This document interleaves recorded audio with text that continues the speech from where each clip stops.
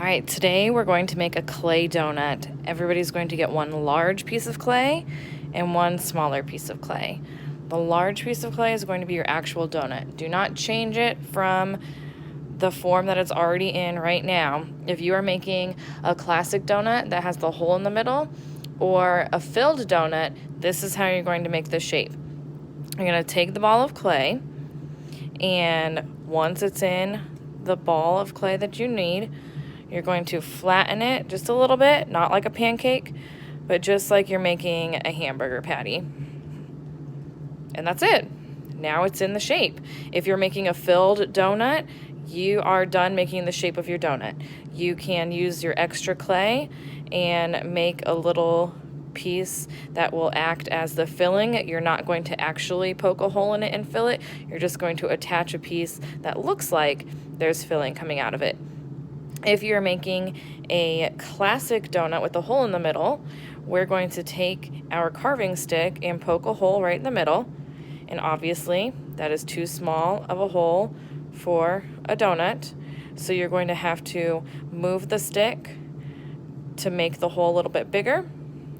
And then when it's big enough, you can use your fingers, kind of pull the clay apart, push it open, and you can smooth out the extra clay that's moving around until you have the size that you want. Now, if you're making a long john donut, which is like the rectangle type of donut, you're going to have your ball of clay, and instead of just smushing it flat to begin with, you need to roll it into a cylinder. So back and forth in two hands or on your board, on your placemat, and then once it's in a cylinder shape, then you can flatten it a little bit, and there's your long john. You might have to smooth out the sides a little bit and just form it into the shape of your donut that you need. Kind of round those edges, smooth them out. For both of these, or all of these kinds of donuts, this clay is really thick, and clay needs to be completely dry inside and out before we put it in the kiln. So on the bottom of your donut, you're going to take your carving stick and you're going to poke holes in the bottom to help the air get to the inside of the clay. Not all the way through, just to the end. You can kind of tell how far it's going.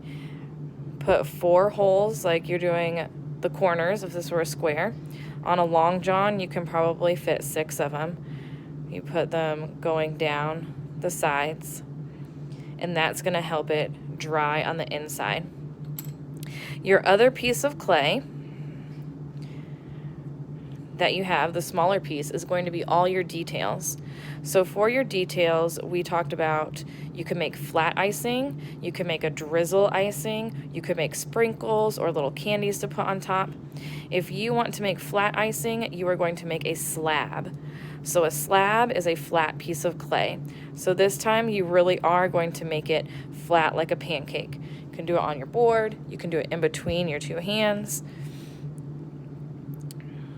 You don't want it too thin so that it's like a piece of paper, but just like a pancake. Then you can measure, see if it fits. If you want to carve around and take away pieces to make it look like it's drizzling down off of your donut, you can do that. And that's not perfect, but you get the idea. We can make the hole match the hole of your donut.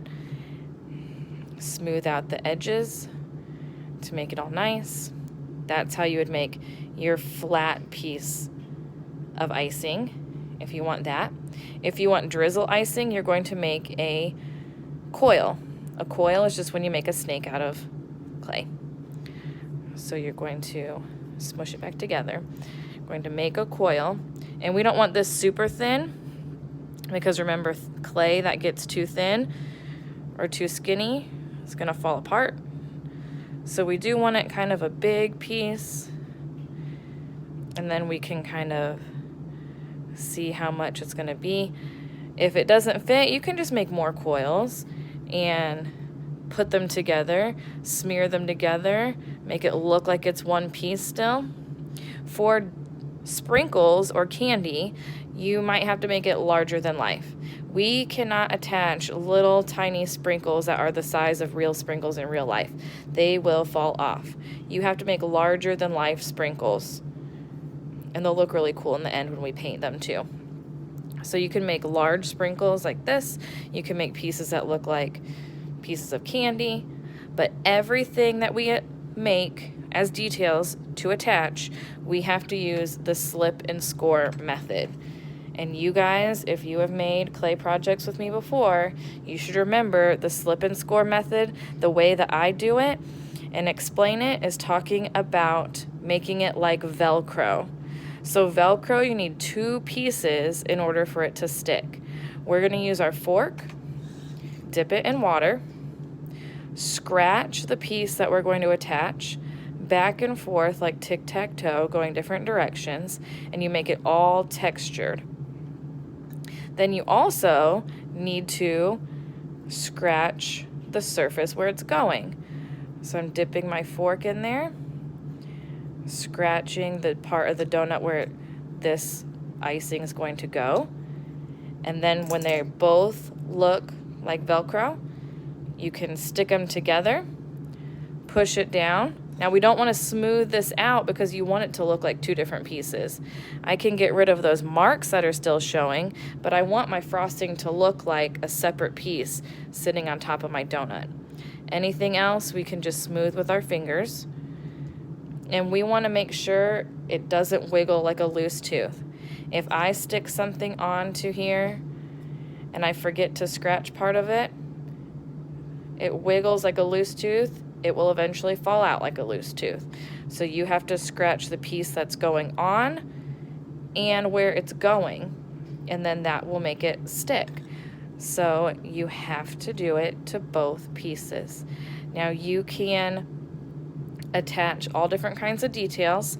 Just remember, these have to look like real donuts in the end, and you don't want anything standing up off it or sticking out because then you risk it falling apart later. So just make sure you're testing things out as you go. Make sure they don't wiggle like loose teeth. You're slipping and scoring all your pieces, and you guys should be good to go. All right, we'll get our materials ready. Everybody gets a board. They get their 2 pieces of clay, one big, one small. You have a bucket of tools to use at your table, and you have 2 cups of water to share for slipping and scoring. All right, have fun.